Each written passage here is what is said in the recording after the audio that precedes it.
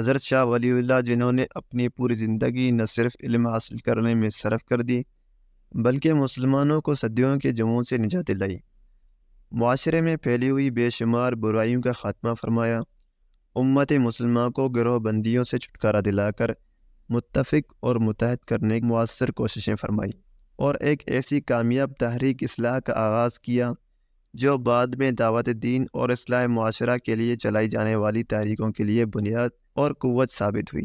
شاہ ولی اللہ امت مسلمہ کے عظیم محسن ہیں۔ 10 فروری 1703 کو بھارت کے شہر ضلع مظفر نگر کے ایک گاؤں پھلت میں پیدا ہوئے۔ آپ کے والد محترم شاہ عبد الرحیم بھی ایک بہت بڑے عالم اور پاک باطن بزرگ تھے اور انہیں صوفیہ میں بڑا مقام حاصل ہے۔ شاہ ولی اللہ کا سلسلہ نسب اپنے والد محترم کی طرف سے حضرت عمر فاروق رضی اللہ عنہ اور والدہ محترمہ کی جانب حضرت موسیٰ کاظم رحمہ اللہ سے جا ملتا ہے۔ شاہ عبد الرحیم نے دینی علوم کی تعلیم کے لیے دہلی میں ایک عظیم درسگاہ مدرسہ رحیمیہ کے نام سے قائم کی تھی۔ انہوں نے اپنے بیٹے کا نام ولی اللہ ابو الفیاض قطب الدین احمد رکھا تھا۔ شاہ عبد الرحیم نے یہ نام بلند مرتبہ بزرگ حضرت قطب الدین بختیار کاکی رحمہ اللہ کی نسبت سے رکھا تھا، لیکن بعد میں ولی اللہ ہی مشہور ہو گیا۔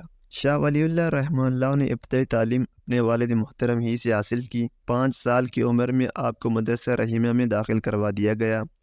آپ نے 7 برس کی عمر میں قرآن پاک حفظ کرنے کے بعد عربی اور فارسی کی تعلیم حاصل کرنا شروع کر دی۔ آپ نے کم عمری ہی میں بہت وسیع مطالعہ کر لیا۔ 14 برس کی عمر میں آپ کی شادی کر دی گئی۔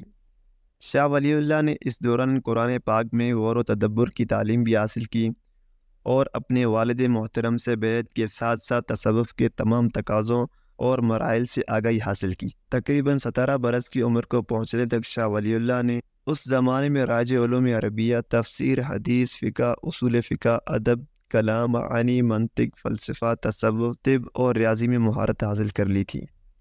آپ نے ان علوم کی باقاعدہ سند اور تدریس کی اجازت حاصل کر لی۔ شاہ ولی اللہ کی عمر 17 برس تھی۔ اس وقت آپ کے والد محترم رحلت فرما گئے۔ والد کی رحلت کے تقریباً 12 برس تک شاہ ولی اللہ دہلی میں تدریس دیتے رہے۔ آپ حج بیت اللہ کی سعادت حاصل کرنے کی غرض سے تشریف لے گئے۔ حج بیت اللہ کے بعد آپ نے 14 ماہ تک حرمین شریف میں قیام فرمایا۔ اس دوران آپ نے حرمین کے بلند مرتبہ اساتذہ سے حدیث کی تعلیم حاصل کی۔ صحیح بخاری، صحیح مسلم، جامع ترمذی، سنن ابی داؤد، سنن ابی ماجہ، مسند احمد، مسند دارمی شیخ ابو ظاہر مدنی سے پڑھی۔ موطا امام محمد، کتاب الآثار کی تعلیم شیخ تاج الدین مفتی مکہ مکرمہ سے حاصل کی۔ موطا امام مالک 3 بار شیخ ابو ظاہر اور شیخ وفد اللہ رحمہ اللہ عنہم سے پڑھی۔ شاہ ولی اللہ نے شیخ عبداللہ بن سالم بصری رحمہ اللہ سے حدیث کی سند کی اجازت حاصل کی۔ شاہ ولی اللہ رجب 1145 ہجری میں واپس دہلی پہنچے۔ آپ نے اپنے والد محترم شاہ عبد الرحیم کی درسگاہ مدرسہ رحیمیہ میں تدریس شروع کر دی۔ اس درسگاہ میں دیگر کئی قابل اساتذہ بھی درس دینے لگے۔ بہت جلد شاگردوں کی تعداد اتنی بڑھ گئی کہ درسگاہ چھوٹی محسوس ہونے لگی، تو سربراہ مملکت محمد شاہ نے دہلی میں ایک وسیع اور شاندار حویلی شاہ صاحب کی خدمت میں پیش کر دی۔ شاہ صاحب نے درسگاہ اس حویلی میں منتقل کر دی۔ شاہ ولی اللہ کی پیدائش جس زمانے میں ہوئی وہ مغلیہ سلطنت کے آخری طاقتور بادشاہ اورنگزیب عالمگیر کی حکومت کا آخری دور تھا۔ اورنگزیب کی وفات کے بعد مغلیہ سلطنت زوال کا شکار ہو گئی۔ ملک میں خانہ جنگی اور بدامنی شروع ہو گئی۔ حکمراں محمد شاہ کے زمانے میں مہاراشٹر کے مراٹھوں نے بغاوت کی اور 5 سال میں وسط ہند کے بڑے علاقے پر ان کا قبضہ ہو گیا۔ ادھر شمال سے ایرانی حکمران نادر شاہ نے تباہ کن حملہ کیا۔ دہلی میں قتل عام ہوا اور بڑی بربادی پھیلی۔ نادر شاہ مغلوں کا خزانہ اور قیمتی اشیاء لوٹ کر واپس چلا گیا۔ اس کے بعد ملک میں بغاوتیں ہونے لگیں اور چند سال میں دکن، سندھ، بنگال اور اودھ میں الگ الگ حکومتیں قائم ہو گئیں۔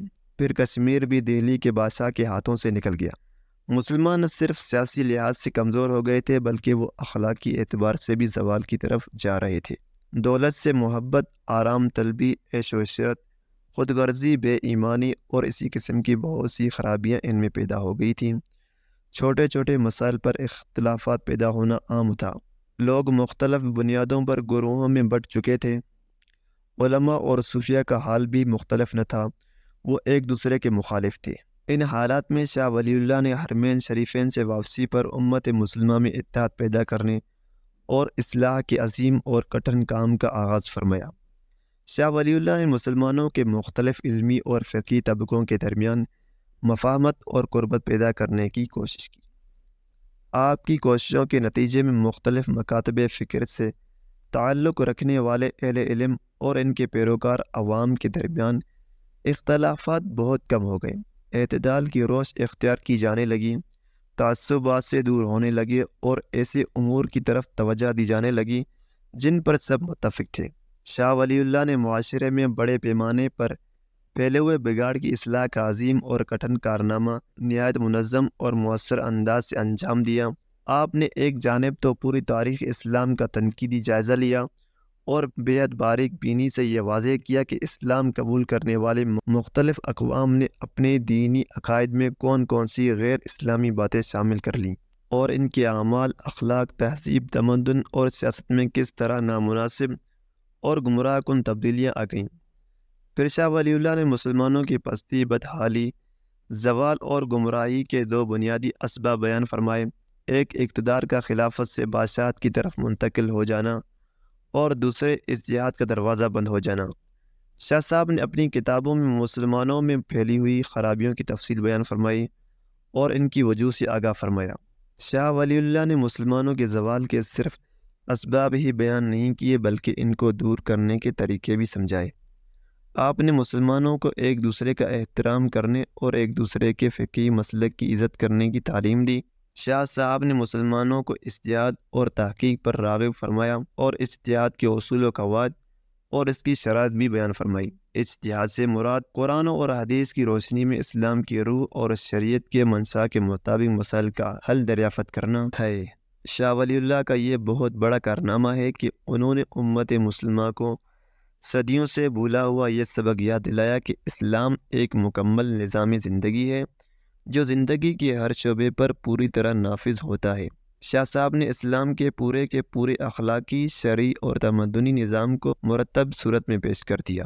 شاہ ولی اللہ نے مسلمانوں کی نظریاتی تربیت کے لیے درس و تدریس، وعظ و نصیحت اور تصنیف و تالیف کی جو عظیم خدمات انجام دی، انہی کی بنا پر مسلمانوں میں بیداری پیدا ہوئی اور اس کے بعد جتنی بھی اسلامی تحریکیں چلائی گئیں، جن میں تحریک پاکستان بھی شامل ہے، ان سب کی بنیاد شاہ ولی اللہ کی جدوجہد اور انتھک محنت سے پر نظریاتی تحریک ہے۔ شاہ ولی اللہ نے سماجی اصلاح کے لیے کئی اہم کارنامے انجام دیے۔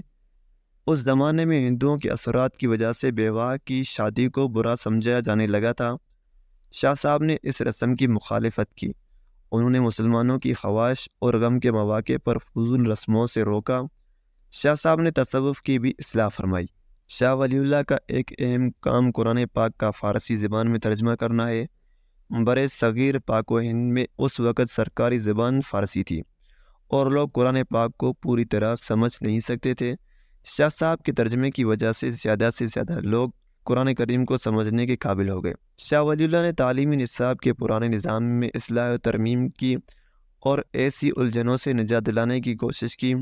شاہ صاحب نے امیروں اور غریبوں کے درمیان پائی جانے والی طبقاتی کشمکش کو دور کرنے کے لیے قرآن و سنت سے اقتصادی اور معاشی نظریے پیش کیے۔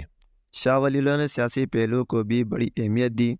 آپ نے حکمرانوں، عہدیداروں اور سپاہ کے حالات کا مکمل جائزہ لیا، درست حکمرانی کے اصول بیان فرمائے، اسلامی نظام حکومت کی تشریح کی اور حاکم اور رعایا کے درمیان خوشگوار تعلقات قائم کرنے کے طریقوں کی تعلیم دی۔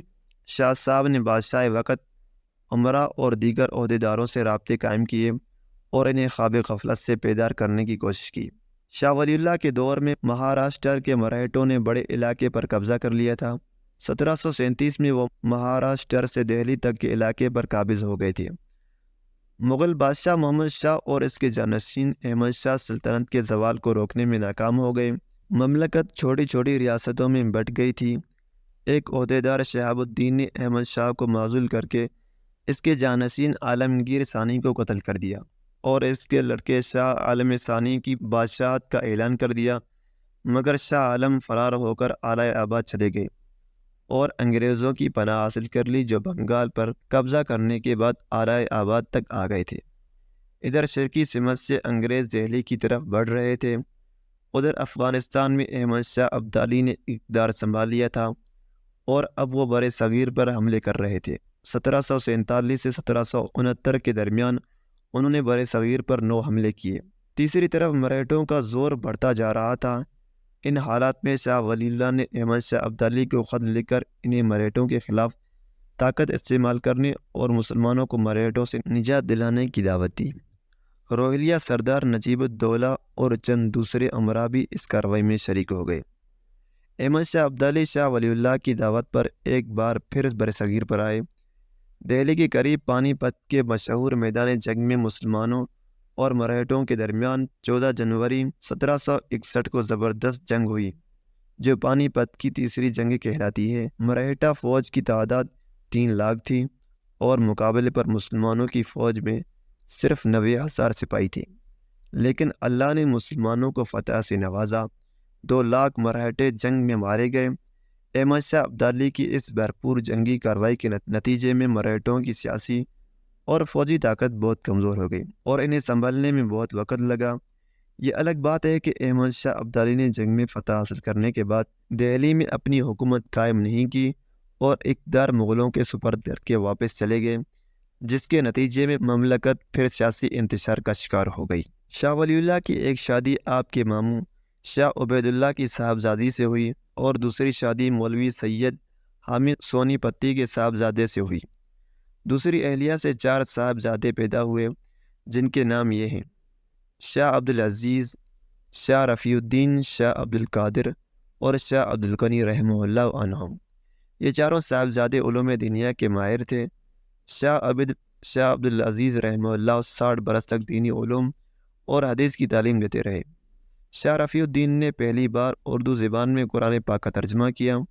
شاہ عبدالقادر رحمہ اللہ نے قرآن مجید کی اردو میں تفسیر لکھی، جو آج بھی پڑھی جاتی ہے۔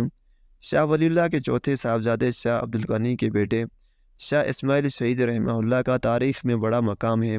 وہ اپنے زمانے کے بہت بڑے عالم تھے اور انہوں نے سید احمد کے ساتھ مل کر تحریک مجاہدین چلائی اور معرکہ بالا کوٹ میں شہادت کا مرتبہ پایا۔ سید احمد شہید شاہ عبدالعزیز کے شاگرد تھے۔ اس طرح یہ بات واضح ہے کہ شاہ ولی اللہ کی تحریک دعوت و اصلاح کس قدر مؤثر اور ہمہ گیر تحریک تھی، جس کے اثرات سینکڑوں برس بعد بھی قائم رہے۔ شاہ ولی اللہ نے قرآن کریم، حدیث، فقہ، کلام، تصوف، تاریخ، سیرت سمیت تقریباً ہر موضوع پر کتابیں تصنیف فرمائی ہیں۔ آپ کی تصانیف کی تعداد 100 کے لگ بھگ ہے۔ شاہ صاحب کو عربی اور فارسی زبان پر مکمل عبور حاصل تھا۔ ان دونوں زبانوں میں شعر و سخن کا بھی ذوق تھا۔ شاہ صاحب کے مکاتیب کی تعداد بھی خاصی ہے اور آپ کی بعض تصانیف اب تک غیر مطبوعہ ہیں۔ ان کا تذکرہ تو ملتا ہے لیکن اصل مخطوطات نہیں مل سکے۔ شاہ ولی اللہ نے بڑی بھرپور زندگی گزاری۔ آپ نے اپنی عمر کا بڑا حصہ درس و تدریس اور تصنیف و تالیف کے ساتھ ساتھ لوگوں کی اصلاح میں بسر فرمایا۔ 19 محرم الحرام 1174، 4 اگست 1762 کو ظہر کے وقت علم و دانش کا یہ چمکتا دمکتا سورج غروب ہو گیا اور ایک عالم کو سوگوار کر گیا۔ آپ رحمہ اللہ کو دہلی میں اپنے والد محترم کے پہلو میں سپرد خاک کیا گیا۔ اللہ تعالیٰ آپ پر اپنی لاکھوں رحمت نازل فرمائے۔